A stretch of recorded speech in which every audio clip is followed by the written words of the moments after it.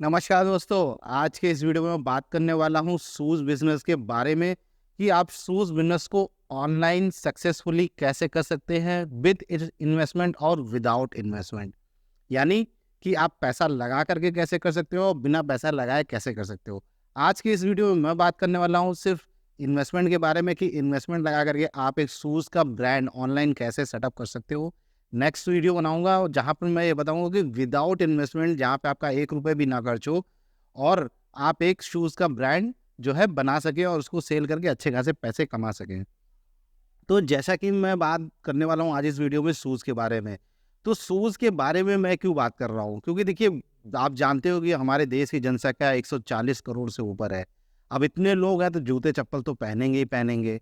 अरे वो तो छोड़िए, इंडिया एक जो है ऐसा देश है जो कि वर्ल्ड में करीब 30% जो है शूज़ एक्सपोर्ट करता है। यानी वो जितना अपने यहाँ खपत तो करता ही करता है, उससे ज़्यादा वो एक्सपोर्ट करता है। इंडिया वन ऑफ द जो है लार्जेस्ट मैन्युफैक्चरर है शूज़ और जो है चप्पल या जूते-चप्पल के रॉ मटेरियल्स में, या रॉ मटेरियल्स भी बहुत ज़्यादा एक्सपोर्ट करता है जो है पूरे वर्ल्ड में। इंडिया में जो शूज़ की मार्केट है वो तकरीबन 13 बिलियन से भी ज़्यादा की है और आने वाले जो है वक़्त में यानी सालों में और भी तेज़ी से, मतलब 2x एंड 3x के हिसाब से जो है ग्रोथ इसमें मिलने वाली है। तो इस वजह से ये सेक्टर एक बहुत ही ज़्यादा डिमांडिंग सेक्टर हो जाता है। अब डिमांडिंग सेक्टर है तो कॉम्पिटिशन भी होगा, लोग भी होंगे। लेकिन फिर भी आप जो है आज के आज अपना एक शूज़ का ब्रांड बना करके उसको सक्सेसफुली रन कर सकते हैं। पिछले 3-4 सालों में बहुत सारे ऐसे ब्रांड आए हैं बिल्कुल, और उन्होंने डायरेक्ट टू कस्टमर यानी D2C में एक बेहतरीन नाम बनाया है। तो आज की इस वीडियो में मैं आपको ये क्लियर कट जो है बताने वाला हूँ कि किस तरीके से आप जो है ऑनलाइन अपना एक शूज़ का ब्रांड एस्टेब्लिश करेंगे, कहाँ-कहाँ इन्वेस्टमेंट होने वाली है, कितनी इन्वेस्टमेंट होने वाली है, किस तरीके से आपको काम करना है, उन सारी चीज़ों की जानकारी मैं आगे देने वाला हूँ। प्रॉफ़िट की बात करूँ, देखिए धंधा चाहे कोई भी हो, यदि आप मेहनत करके उस बिज़नेस में काम करते हैं तो यकीनन लाखों या फिर करोड़ों भी कमा सकते हैं। हाँ, लेकिन ये रातों-रात पैसे कमाने वाला वीडियो नहीं है। अगर आप रातों-रात अमीर बनने आए हो तो अभी इस वीडियो छोड़ कर के चले जाइए, ये आपके लिए वीडियो नहीं है, ये सिर्फ़ मेहनत करने वाले लोगों के लिए है। तो भी चलिए इस वीडियो को शुरू करते हैं। मैं धर्मेंद्र कुमार आपका स्वागत करता हूँ अपने चैनल पर, जहाँ पे हम बात करते हैं लर्निंग और अर्निंग से रिलेटेड। तो भी चलिए इस वीडियो को शुरू करते हैं। तो दोस्तों, जैसा कि इस वीडियो में हम बात करने वाले हैं शूज़ के बिज़नेस के बारे में। देखिए, शूज़ का जो बिज़नेस है, इसमें बहुत ही हाई मार्जिन होता है। मतलब आप कम में खरीद करके इसको हाई एंड में बेच सकते हो। यानी अगर आप 300 से 600 से 800 की अगर शूज़ खरीदते हो, या चप्पलें चप्पलें तो उतनी महँगी नहीं आती, पर शूज़ में ऐसे बहुत सारी कैटेगरीज़ हैं जिनमें इस तरह की चप्पलें आती हैं कि या उनकी मैन्युफैक्चरिंग कॉस्ट या फिर आप होलसेल में भी लेते हो, तो उसको आप डबल-ट्रिपल रेट में भी बेच सकते हो।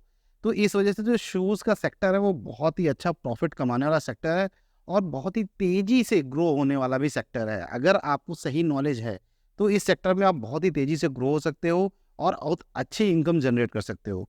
तो यहाँ पे मैं बात करने वाला हूँ ऑनलाइन माध्यम की, यानी कि जैसे कि आप फ्लिपकार्ट, अमेज़न या मीशो या एट्जी, इस तरह की जितनी भी ई-कॉमर्स वेबसाइट है, उस पे आप अपना जो है ब्रांड बना करके जो है अपने शूज़ को लिस्ट कर सकते हैं। अभी शूज़ की मैं बात कर रहा हूँ तो यहाँ प्रोडक्ट सेलेक्ट करते वक़्त आपको ध्यान देना है कि आपको शुरुआत में सब कुछ नहीं सेलेक्ट करना है। बस जैसे लोग नया-नया जब बिज़नेस करते हैं तो स्टार्टिंग में क्या सोचते हैं कि यार सब रखो, वैरायटी रखो, खूब जब वैरायटी रखेंगे तो कस्टमर खरीदेगा। लेकिन ऑनलाइन ऐसा नहीं होता है। ऑनलाइन में आप एक एक सिंगल प्रोडक्ट से भी करोड़ों रुपए कमा सकते हैं। ऑनलाइन एक डिफरेंट तरह की कैटेगरी है, क्योंकि होता क्या है कि जब ऑफ़लाइन में जब कोई कस्टमर आपकी शॉप में आता है, तो क्या आता है, आपकी शॉप भरी-भरी देखता है कि भाई यहाँ भी रखें, यहाँ भी रखें, वहाँ भी रखें। लेकिन जब ऑनलाइन में आता है ना, तो सर्च करता है तो उसको 3-4 डिज़ाइन दिखते हैं। तो वहाँ पे आपका सिंगल प्रोडक्ट ही काफ़ी होता है आपको प्रॉफ़िट जनरेट करने के लिए। तो जब भी आप अगर ब्रांड अपना बनाना चाहते हैं या शूज़ की कैटेगरी में आना चाहते हैं, तो कोशिश करिए कि 1 या 2 डिज़ाइन सेलेक्ट करिए, क्योंकि भाई डिज़ाइन आप 1 या 2 सेलेक्ट करोगे तो उसमें आर्टिकल्स भी होते हैं उसी तरीके से, जो आपकी रेंज हो उसी हिसाब से। क्योंकि अब भाई अगर आपने एक शूज़ का डिज़ाइन मान लीजिए आपने सेलेक्ट किया, तो वहाँ आपको 6 से अगर यूनिवर्सल साइज़ लेते हैं, 6, 7, 8, 9, तो आपको 4 आर्टिकल तो ऐसे भी मिल जाने हैं। अभी अगर मान लीजिए आपने एक पर्टिकुलर कोई फॉर्मल शूज़ ले लिया, तो फॉर्मल शूज़ में ब्लैक एंड ब्राउन ले लिया। अब ब्लैक एंड ब्राउन में आपने 4 आर्टिकल लिए, तो अब इसी तरीके से अलग-अलग साइज़ेस होंगे, कुछ डिज़ाइन्स होंगे, तो उन डिज़ाइन्स में भी अलग-अलग आर्टिकल्स होंगे। तो इस तरीके से आपके पास एक अच्छी खासी एसक्यू मतलब एक आर्टिकल्स की लिस्ट तैयार हो जाएगी, जिसकी वज़ह से आपको एक अच्छा खासा इन्वेंटरी भी आपकी तैयार हो जाएगी। तो इस चीज़ से कभी ना डरें कि आप बहुत ज़्यादा वैरायटी रखेंगे तो ही ऑनलाइन सेल कर पाएँगे। आप एक छोटी-सी नीश कैटेगरी को चूज़ कर सकते हैं, जैसे हवाई चप्पलें आती हैं, स्लीपर्स आते हैं, या फिर जो है घर में पहनने वाले स्लीपर्स आते हैं, उस तरह की चप्पलें हो गई। और या आप जो है अगर आप स्पोर्ट्स में जाते हो तो उसमें अलग-अलग तरीके के स्पोर्ट्स हो गए। आप इस जैसे आपने प्रॉपर क्रिकेट के शूज़ सिर्फ़ सेल किए, या टेनिस के शूज़ जो है आपने सेल किए, या फिर जो है आप अदर कैटेगरी में जा सकते हैं, जैसे फुटबॉल हो गया, फुटबॉल के शूज़ आप सेल्स करते हैं। इसके अलावा आप बाहर जा सकते हैं, जैसे कोई बाहर घूमने वाला व्यक्ति है, इधर-उधर जाने वाला है, जैसे वो कहीं फॉरेस्ट में जाता है या हाइकिंग के लिए जाता है, तो उस तरीके के शूज़ हो गए। ये भी एक कैटेगरी हो गई। आप पानी में लोग ज़्यादा जो यूज़ करते हैं, वहाँ पे उस तरीके के शूज़ हो गए। तो एक पर्टिकुलर आप निश को टारगेट कर सकते हैं और उस निश पे अपना एक ब्रांड सेटअप कर सकते हैं।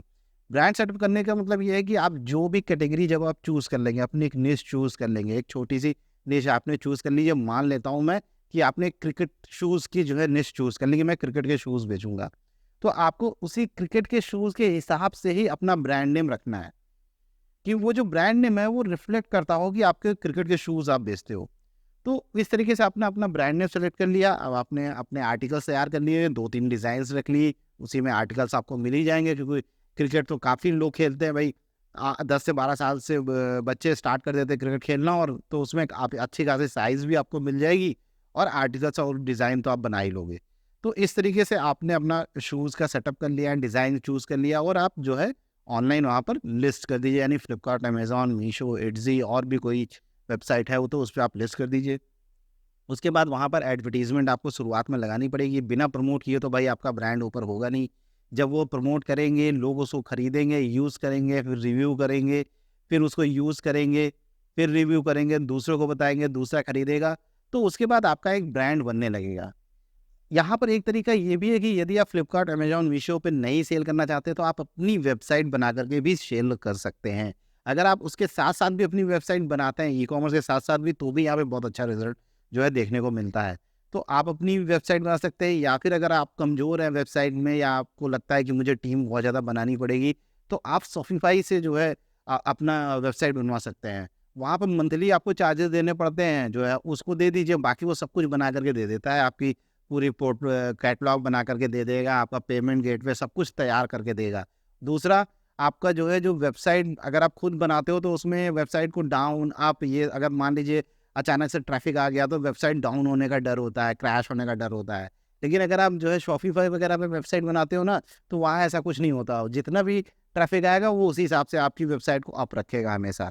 तो एक ये बेनिफिट मिल जाता है शॉपिफ़ाई पे जो है अपनी वेबसाइट बनाने का। पेमेंट गेटवे उनकी तरफ से होता है, तो आपको ज़्यादा इधर-उधर मगजमारी करने की ज़रूरत नहीं पड़ती है। तो इस तरीके से आप जो है, अब आपने शॉपिफ़ाई पे मान लीजिए वेबसाइट बना ली या अपनी वेबसाइट बनाई, तो वहाँ पर आपको फिर एड्स रन करने होंगे, फेसबुक ऐड, इंस्टाग्राम ऐड, या फिर गूगल एड्स।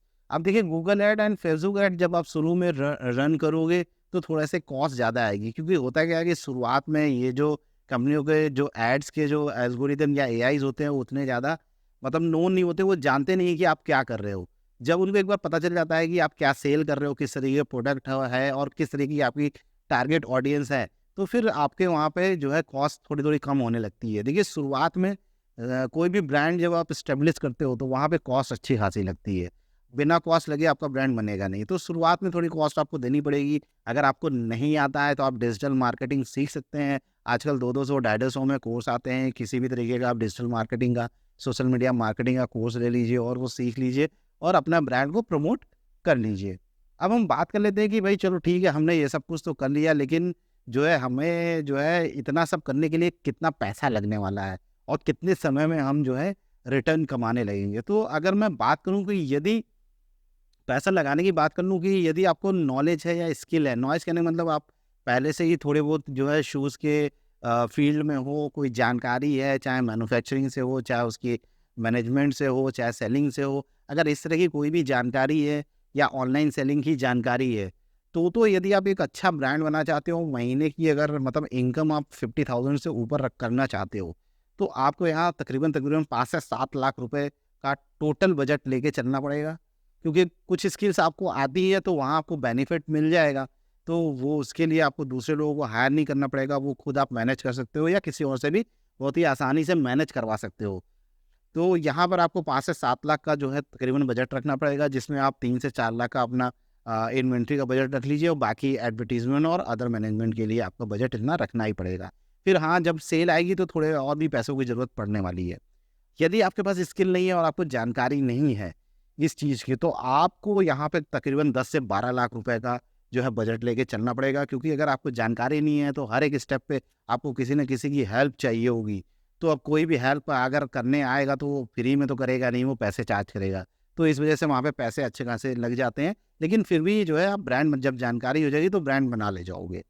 अब बात करते हैं कि भाई कितना समय लगेगा, हमने इतना पैसा तो लगा लिया, क्या हमें कितना समय लगेगा जो हमारा पैसा रिटर्न आने लगेगा। देखिए क्या है कि आपको पहले 6 मंथ में तो आप रिटर्न की उम्मीद ना करें, बिल्कुल भी। क्योंकि पहले 6 महीने तो आपको सब कुछ सोचने समझने में लग जाएगा, सारा कुछ सेटअप लगाने में लग जाएगा, अपनी पाइपलाइन बिछाने में लग जाएगा। फिर प्रोडक्ट भी सेल होता है, जाता है यूज़र के पास, यूज़र उसको एक्सपीरियंस करता है, फिर रिव्यू करता है, फिर बताता है। तो एक समय लगता है, एक प्रोसेस है, वो उसको आपको करना ही पड़ेगा। यानी तकरीबन 6 महीने तक आप प्रॉफ़िट की उम्मीद बिल्कुल ना करिएगा, आपको अपनी जेब से पैसा लगाना पड़ेगा। हाँ, आपको करीबन 8 महीने या फिर 12 महीने बाद आप यकीनन प्रॉफ़िट भी कमा सकते हो, जब आपको अच्छी तरीके से जानकारी होने लगेगी। और अगर आप 1 लाख या 1 करोड़ तक जाना चाहते हो तो उसके लिए आपको कम से कम 1.5 से 2 साल देने पड़ेंगे, तो आप 1 लाख रुपए तक भी महीने की इनकम कमा सकते हो। और अगर और समय दिया आपने, धीरे-धीरे नई-नई चीज़ें सीखते गए और फिर अपने ब्रांड यानी अपने ब्रांड को एक्सपेंड करते चले गए उसी हिसाब से, तो आप करोड़ों भी कमा सकते हो। तो इस तरीके से जो है आप जो है ऑनलाइन अपना एक शूज़ का ब्रांड सेटअप कर सकते हो और जो है एक अच्छी खासी इनकम जनरेट कर सकते हो। यदि आपको इस वीडियो से रिलेटेड कोई सवाल हो कि आप में ऐसी कोई चीज़ हो सकता है, बहुत सारी चीज़ें स्किप हो जाती हैं भाई वीडियो बनाते वक़्त जो है, और आपको कोई माइंड में सवाल आ रहा है, तो आप जो मुझे कमेंट बॉक्स में ड्रॉप कर सकते हैं। मैं यकीनन उसका आंसर ज़रूर दूँगा। अगर वह सब्जेक्ट बहुत ही ज़्यादा इम्पैक्टफुल हुआ अदर लोगों पर, तो मैं उस पर एक वीडियो भी बना दूँगा। तो आज के लिए ये इतना ही, मिलते हैं नेक्स्ट वीडियो में जहाँ हम बात करेंगे किसी और टॉपिक के बारे में। तब तक के लिए बाय बाय दोस्तों।